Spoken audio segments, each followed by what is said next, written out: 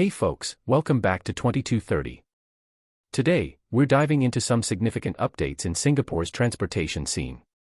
Starting from March 1, 2024, there's a new size regulation rolling out for active mobility devices, courtesy of the Land Transport Authority, LTA. This regulation, announced by Senior Parliamentary Secretary for Transport, Baey Yam Keng, aims to bolster road and path safety across the island. So, what's the deal with these new size limits? Well, if you're zipping around on roads with your trusty active mobility device, it better not exceed 130 centimeters in width and 260 centimeters in length. And for those cruising along paths, keep it under 70 centimeters wide and no more than 20 kilograms of unladen weight. It's all about keeping things compact and manageable, folks. But wait, there's more.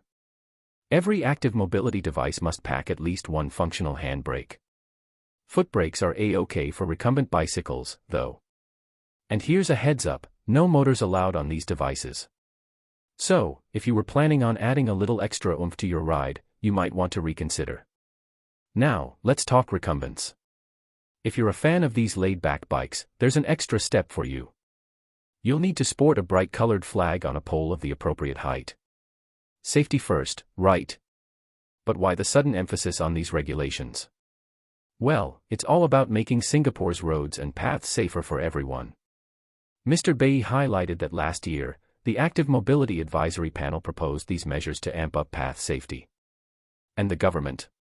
Well, they listened and took action, accepting the recommendations and setting up these new rules. It's worth noting that all these rules fall under the Active Mobility Act, AMA, which has been around since 2018. This act lays down the law on the safe sharing of paths and spells out what happens if you don't play by the rules. Think prosecutorial action, folks. For those of you wondering which devices fall under the AMA and their specific restrictions, the LTA's website is your go-to resource. And here's a pro tip from Mr. Baey himself: consider snagging some third-party liability insurance. It's like a safety net for those unexpected bumps on the road, pun intended. Plus, it can save you a headache when it comes to settling personal accident expenses and third-party injury claims. So, there you have it, folks, the lowdown on Singapore's new active mobility device regulations. What are your thoughts on these changes? Drop a comment below, hit that like button if you found this update helpful, share it with your fellow riders, and don't forget to subscribe for more juicy updates from 2230.